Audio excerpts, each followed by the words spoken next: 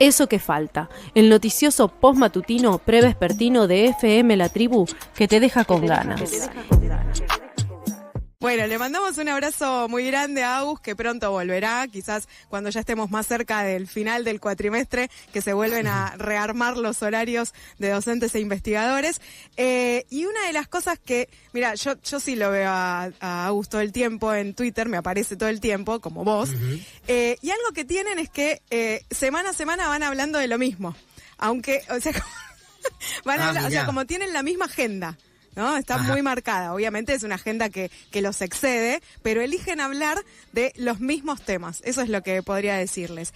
Y justo hoy a la mañana Agus estuvo hablando de lo que está sucediendo con Twitter en Brasil, y justo nosotros dos veníamos hablando de qué será el tema de la columna de Fuerte al Medio. Sí, lo podríamos cargar un poco porque la captura de pantalla del tweet en donde lo entrevista María O'Donnell lo agarró como, así como con una cara tremenda, ¿no? Como de asustado. Sí, pero bueno, efectivamente tenemos una agenda parecida porque trabajamos temas similares, pero también porque se va imponiendo una serie de temas en la agenda para los que abordamos estas cuestiones con una perspectiva similar, como lo hacemos hace tantos años aquí en Fuerte al Medio. Es una noticia en desarrollo porque no termina acá, podríamos spoilear el final de la columna, pero también porque viene hace tiempo. De hecho, hace 2 o 3 semanas yo había pensado si no tendría que haber trabajado en la columna. Por ejemplo, esta noticia estuvo bien porque hubo algo más significativo días después que nos llevará la columna de hoy. Y también porque hay que identificar y distinguir la noticia del análisis que se puede proponer y de las cuestiones que pueden pasar a partir de ahora. Me parece que ese es el eje o los 3 ejes en los que podemos dividir la columna. Hace tiempo que Twitter viene en rencillas con un sector particular del Poder Judicial brasilero, pero el viernes a la nochecita tuvimos noticias muy importantes a partir de una medida de la justicia brasilera. Vamos a eso entonces, vamos a la noticia. La justicia de Brasil, a mí no me gusta plantearlo en estos términos, un sector del Poder Judicial brasilero ordenó la suspensión de la red social Twitter en el país tras días de disputas con el empresario Elon Musk. El juez en particular es Alexandre de Moraes, que es un juez particular, ahora diríamos por qué, cuáles son las razones que lo vuelven interesante y atractivo. Tomó la decisión luego de que venciera el plazo para que Musk, que es el dueño de Twitter, pusiera a un nuevo representante legal de la compañía en el país. Asterisco para explicar. Twitter opera en Brasil sin tener una oficina donde puede recibir notificaciones del Estado brasilero. Eso no es una novedad.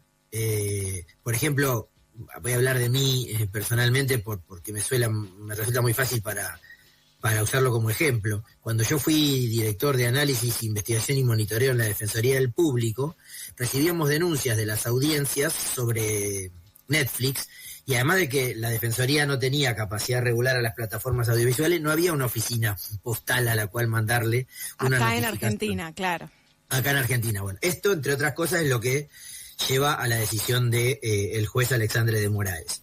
La Agencia Nacional de Telecomunicaciones, Anatel, que es el organismo regulador brasilero, recibió la notificación del juez con la instrucción de informar a los operadores de Internet que debían eliminar el acceso a los usuarios, de los usuarios a esta plataforma. O sea, operativamente, la decisión del juez de Moraes se implementa a partir de que los prestadores de servicio de Internet deben bloquearle a los usuarios la posibilidad de acceder a la red Twitter. ¿A todos los usuarios o solo a los denunciados? A todos. A todos los usuarios. Acá estamos hablando de 20 millones de personas. ¿Te acordás que hace algunas semanas mencionamos que en Twitter éramos pocos? Sí. Y, bueno, comparado con Brasil, Argentina es poquito, pero Brasil es un montón en términos cuanti, pero en términos comparativos respecto a la población es más o menos parecido. Bueno, ahí tenemos un problema que va habilitando algunos de los análisis que haremos. Elon Musk es el dueño de Tesla, es la fábrica de autos que se propulsan con energía eléctrica, es decir, que no usan derivados del petróleo. petróleo. y por eso tienen una articulación y desarrollo con muchos gobiernos de distintos países. Es el dueño de Starlink, que es la empresa que provee servicios de internet satelital, que supuestamente es una de las primeras que llegó a la Argentina en el contexto del gobierno de Milei, dada la apertura de los mercados. Entran risas grabadas por esta afirmación. Y también es el dueño de Twitter.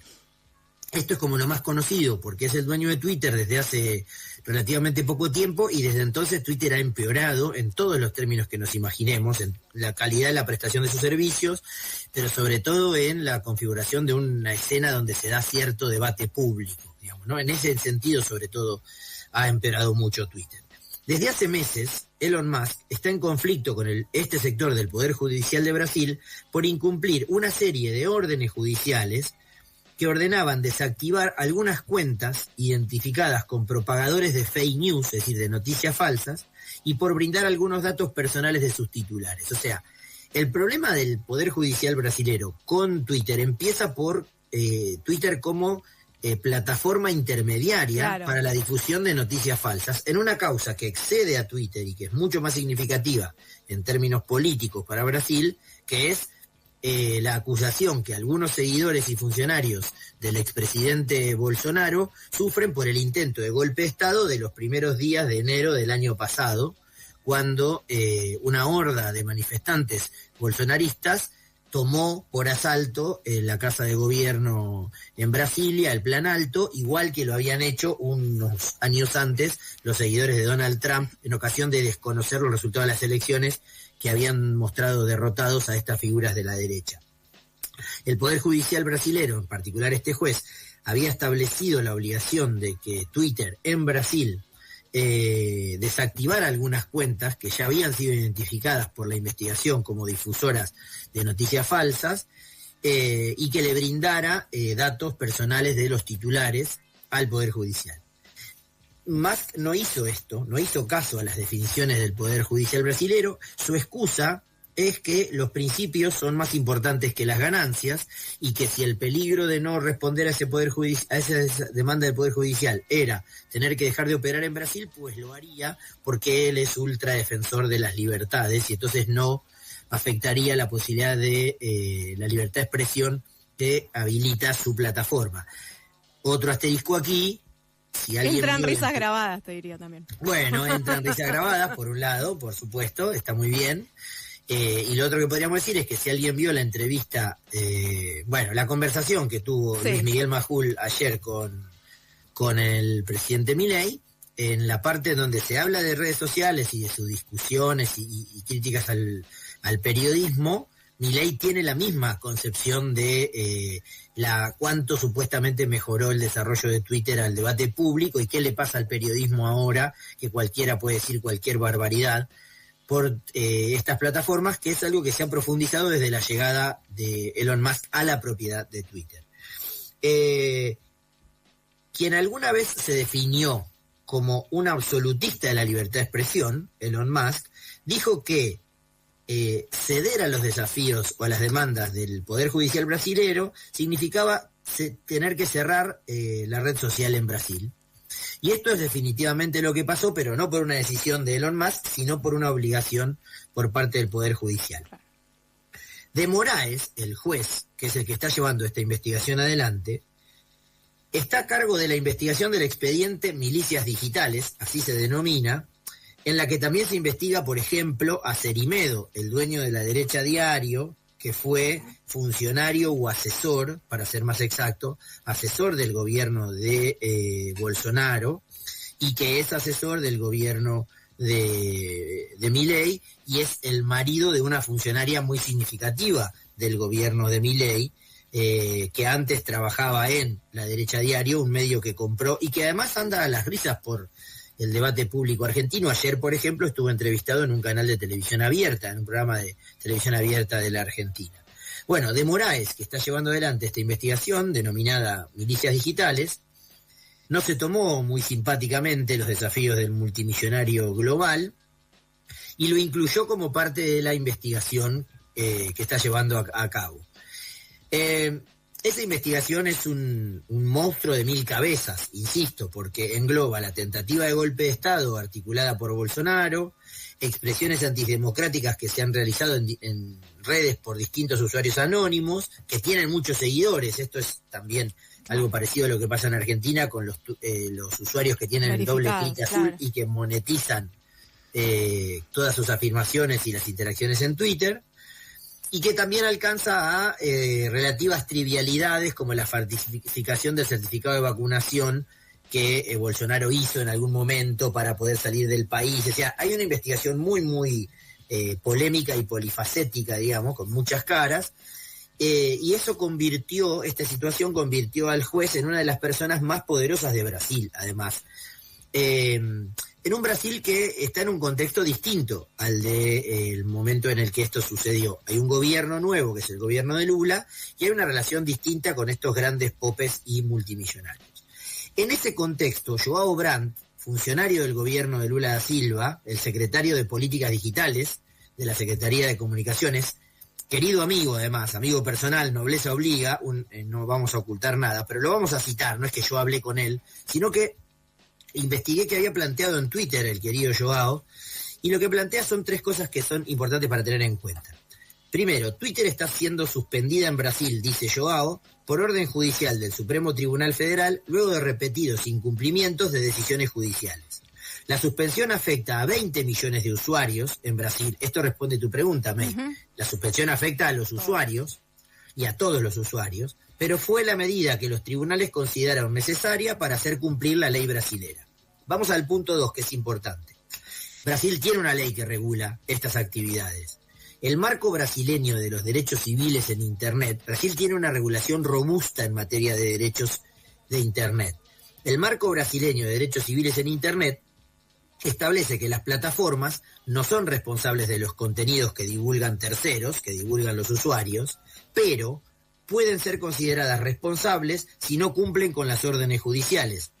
Ignorar órdenes judiciales significa, de hecho, complacerse con los delitos que suceden en las plataformas de las que sos dueño. Ah, o sea, los mete casi como corresponsable de aquellos tuiteros que lanzaban mensajes antidemocráticos. Exactamente. Eso lo hace el marco civil de Internet, no el fallo de Moraes.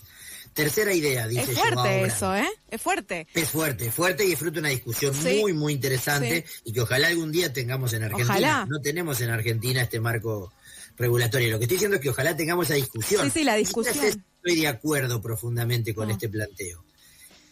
Tercera cuestión. La suspensión, dice Joao, es temporal, hasta que la empresa cumpla con las órdenes judiciales, pague las multas adeudadas y designe un representante legal en Brasil. Es decir, el restablecimiento del servicio depende únicamente de la propia empresa. ¿Qué hizo Musk? Decir, yo me voy de acá, metete a Brasil en el fondo de tu cartera, no me interesa nada y voy a seguir defendiendo las ideas de la libertad. Sí, y aparte se puso durante todo el fin de semana en un rol de víctima, ¿no? Como si fuese víctima claramente de un atentado contra la libertad de expresión. Eso es cierto, pero es tan verdadero como verdadero pero, dirían nuestros amigos de Chequeado, porque ahora sí vayamos al análisis. Hasta acá hemos describido los factos, como diría el piberío. Vamos al análisis. Por supuesto que me hago cargo de que hice una descripción con fuentes en las que yo creo, y eso también implica un editorial. Claro. Exactamente, y he dicho aquí que Joao Brandt, el funcionario del gobierno brasileño, es mi amigo personal, pero lo cité en su calidad de funcionario. Pero ahora sí vamos a opinar y vamos a analizar sobre estos acontecimientos. En primer lugar, yo diría que aquí hay un debate político y una puja de poder. Eso está claro. Más allá de la investigación que lleva adelante el juez de Moraes respecto de lo que ha hecho esta empresa en este contexto, hay una puja de poder, y una puja política y de poder. Pero es clave destacar que lo que un sector del Poder Judicial de Brasil le dice a Elon Musk, en este caso, lo que el juez de Moraes del Supremo Tribunal de Justicia le dice a Elon Musk, es que el Estado puede y debe regular a las plataformas. O sea, el metamensaje, o uno de ellos, es que el Estado puede y debe regular a las plataformas. Ahora bien, y por eso te decía verdadero pero, me parece que el juez se pasa por lo menos 3 pueblos. ¿Por qué? Bueno, porque habilita esa lectura que vos planteabas de que hay una posibilidad de que Elon Musk se convierta en una víctima o formule un discurso de víctima, que incluso si fuera más inteligente, no estoy diciendo que no lo sea, digo, si tuviera un discurso todavía más inteligente, la victimización tendría que ser respecto de los usuarios de Twitter brasileños, no de él en particular. ¿Por qué me parece que se pasa a 3 pueblos el juez? Por lo exagerado de las medidas, de 0 a 1, o sea, ¿funciona Twitter o no funciona? Por lo improbable de su efectiva implementación, o sea, ¿cuánto va a durar Twitter sin funcionar y sin que se vuelva en contra esta decisión? Y por la victimización que sirve en bandeja. Nobleza obliga, estamos en consonancia. Yo esto lo escribí el viernes en Twitter, esta idea de que habilita esta victimización que ahora podemos sistematizar. Vayamos a profundizar el análisis. Leía por ahí, por ejemplo, el periodista Bimbi, no recuerdo su nombre de pila. Lucas, no me acuerdo. Bueno, es un periodista argentino que vive en Brasil, que plantea, en la misma línea de lo que estamos diciendo, obligar a Musk a respetar la ley de un país soberano como Brasil es correcto. Bloquear Twitter si se niega a hacerlo es una consecuencia lógica de su desobediencia. De hecho, agregamos nosotros, se desprende, como muestra Joao Brandt, del marco civil de Internet que aprobó Brasil hace algunos años. Extender la punición a los usuarios, amenazando con multas a quienes usen VPNs para correr de Twitter, es un delirio autoritario y probablemente ilegal. Ahí es donde están los 3 pueblos que se pasa el juez. Bruno Bimbi. Habilita, exactamente, Bruno Bimbi. Dijimos que es un problema político y de poder. Es un problema de libertad de expresión también, sin ninguna, pero también es un problema de la relación Estado-mercado y de algo que nosotros sostenemos con tosudez hace muchos años en Fuerte al Medio, que es el efecto de la expansión del desarrollo comercial de estas plataformas en Internet traen consigo necesariamente la privatización del control del debate público. ¿Por qué? Porque si en esta puja por malos movimientos tácticos y estratégicos, el victimizado y el que sale fortalecido es la empresa, estaríamos perdiendo la oportunidad de que el Estado confirme la necesidad de regular este tipo de funcionamientos y de regularlo en términos democráticos, en términos democratizadores además. Martín Becerra también planteaba por estos días la siguiente idea: soberanía, libertad de expresión, apología de la violencia, economía digital, responsabilidad de las plataformas. Hay varias entradas legítimas para analizar la situación de Twitter en Brasil y la puja de egos entre el juez supremo Alexander de Moraes y Elon Musk. Es decir, comparte con nuestro análisis que es una especie de monstruo de 100 cabezas. O sea, podés entrarle a cualquier lugar de lo que habilita este debate. Deberíamos hacer un seminario más que una columna, porque hay múltiples lugares por donde entrarlo. Bueno, un gran caso para derecho a la información, ¿no? Un gran caso. Exactamente. Bueno, en alguna de las mesas donde discutiríamos en ese seminario, podríamos pensar cuáles son las similitudes y diferencias que hay entre lo que pasa con Twitter en Brasil y lo que pasa con Twitter en Turquía, donde Erdogan habilitó, que es el que ejerce el poder político, no el poder judicial, habilitó a las mismas medidas que el juez de Moraes en Brasil, y a esas medidas Elon Musk respondió positivamente, bloqueando los mensajes que difundían contenido nocivo contra la figura de Erdogan. Podríamos pensar en la comparación entre lo que pasa en Twitter en Brasil y la acusación contra Telegram en Francia, contexto en el cual recién acaba de salir bajo fianza el dueño de Telegram por no responderle al Estado francés ante la demanda de divulgar el algoritmo, la forma de funcionamiento de Telegram, para ver si es cierto que sus mensajes son encriptados no es violada la intimidad de los usuarios en Telegram como lo que se imagina. También podríamos pensar en la comparación entre lo que pasa con Twitter en Brasil y el proceso mediante el cual el Poder Judicial estadounidense obliga a TikTok a vender una parte de la empresa y ser comprada por capitales estadounidenses, so pena de no seguir funcionando, o lo que pasa con el caso González Google, también en Estados Unidos. En definitiva, lo que podríamos afirmar es que, como dice la vieja y hermosa canción de Los Redondos, que está en Un bayón para el ojo idiota, todo preso es político. ¿Por qué? Porque si pensamos desde lo que ha planteado Mariana Mazzucato, otra autora que se expresó en estos tiempos, Elon Musk se autodenomina absolutista de la libertad de expresión, pero aceptó más del 80% de las solicitudes de censura de gobiernos autoritarios.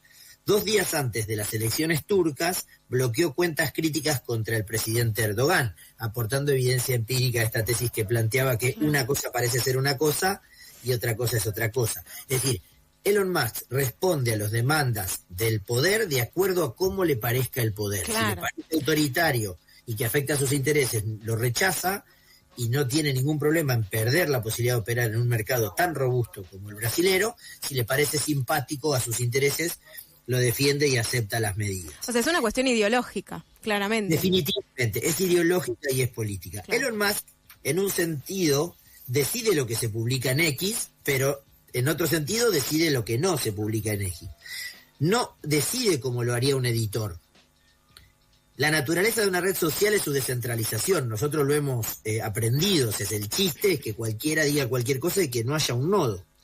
Pero, decía Tamara Tenenbaum en una nota que me gustó muchísimo de este fin de semana en el diario AR, escribiendo sobre estas cuestiones, no desde la mirada y el marco conceptual de la libertad de expresión, la sensación que tienen las personas que se asoman más o menos informadas a este tema, es que Elon Musk tiene responsabilidad por lo que ahí sucede, los discursos de odio, las fake news que se propagan, cómo circula la publicidad o el modo en que se tratan nuestros datos, pero no la misma responsabilidad que un editor o un periodista. Estamos buscando un vocabulario nuevo. No tenemos una nueva forma para saber, por ejemplo, la distinción de si las plataformas son medios o son intermediarios. Yo lo he discutido incluso en estas semanas con mis alumnos en la materia de Introducción a la Comunicación, en Comunicación 1, cuando estamos viendo mediaciones y tenemos que saber si estamos hablando de un medio en donde el editor responsable cuenta con las responsabilidades, justamente, o si lo que circula no depende en nada de lo que el dueño habilite o establezca. Por la forma en que actúa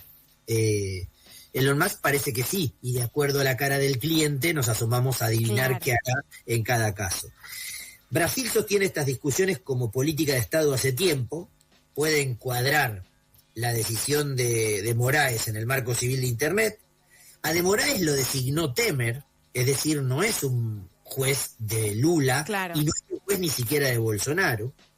Brasil es la 10ª economía del mundo, no estamos hablando de un mercado pequeñito, pero tampoco es Estados Unidos, en donde esto pasa de un modo, ni es un país europeo, donde se regula por tradición y esto pasa de otro modo. Tampoco pasa en Argentina, y lo que no tenemos dudas es que esta película continuará. No sabemos si tendrá su versión local, pero sí sabremos que tarde o temprano nos afectará también en nuestra vida cotidiana. Sí, y que incluso llegará esa discusión también, ¿no? De mínima va a llegar la discusión. Sí, no parece ser como propuesta de política pública, ¿no? Sí como demanda de la sociedad civil, completamente, posiblemente. Sí. Santi, gracias por este análisis, por traer la noticia, por analizar los factos e ir en profundidad con diferentes perspectivas. Obviamente, como bien decías, es una noticia en desarrollo, es un tema que abrirá aún más debates. Gracias. De nada, la seguiremos. Un abrazo grande. Buena Pasó semana. Santi Marino aquí en Fuerte al Medio, como todos los lunes, en Eso que Falta.